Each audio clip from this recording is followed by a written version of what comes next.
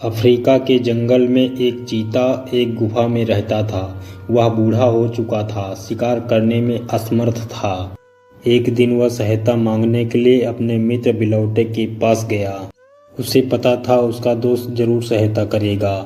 उसके पास पहुंचकर उसने कहा, दोस्त बिलौटे मेरे मित्र, मैं बूढ़ा हो चुका हूँ, शिकार करने में असमर्थ हूँ। कृपया मुझे कोई शिकार ढूंढ कर बताओ और वो शिकार कहाँ रहता है उसकी जगह बताओ और मेरे साथ उसका शिकार करो। देखो मेरे पैर के नाखून अब टूट चुके हैं, इसलिए मैं अकेले शिकार नहीं कर सकता हूँ। अगर तुम मेरे साथ रहोगे तो मुझे थोड़ी सी मदद मिल जाएगी। चीते की दुखभरी कहानी को सुनकर बिलौटा शिकार ढूंढने के लिए निकल पड़ता है और फिर शेर चिल्ला के कहता है, मेरे मित्र जल्दी आना, बहुत भूख लगी है।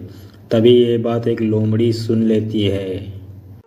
अपने मित्र चीते की इच्छा को पूरी करने के लिए वह जंगल में शिकार को दर बदर ढूंढने लगा। वह बिलौटा चलते चलते थक चुका था, बहुत परेशान हो गया था बेचारा चीते की इच्छा को पूरी करने के लिए। तभी उसे नदी दिखाई दी और उसमें वो पानी पीने लगा, लेकिन वहां पर उसने दो शिकार भी तलाश लिए। बंदर मेरे दोस्त, तुमने देखा कितना बड़ा बिलौटा पानी पी रहा था? तब तक लोमड़ी वहां पहुंचकर दोनों को सारी हकीकत बताती है और दोनों को आगाह करती है। लोमड़ी रानी, इसका मतलब वो चीता हम दोनों का शिकार बनाएगा?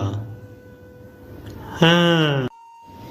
बंदर मेरे मित्र और गधे भाई, तुम दोनों यहाँ से निकल लो, इसी में तुम दोनों की भलाई है। इस नदी को छोड़ के दूर कहीं पहाड़ों पर चले जाओ, वरना चीता आ गया तुम दोनों को खा जाएगा।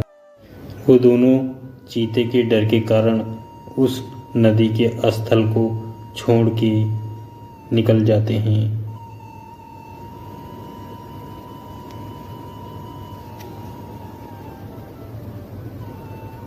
मैं भी यहाँ से निकलती हूँ, वरना मेरा नाम सत्य कर देगा।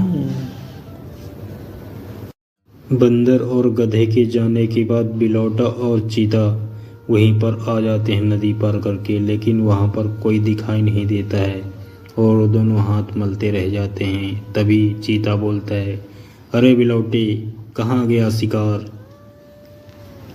अरे मैं यहीं पर देखा था, उस पार से मैं पानी पी रहा था बैठे हुए और यहीं पर खड़े थे दोनों। और इधर बंदर और गधा नदी से बहुत दूर आ जाते हैं।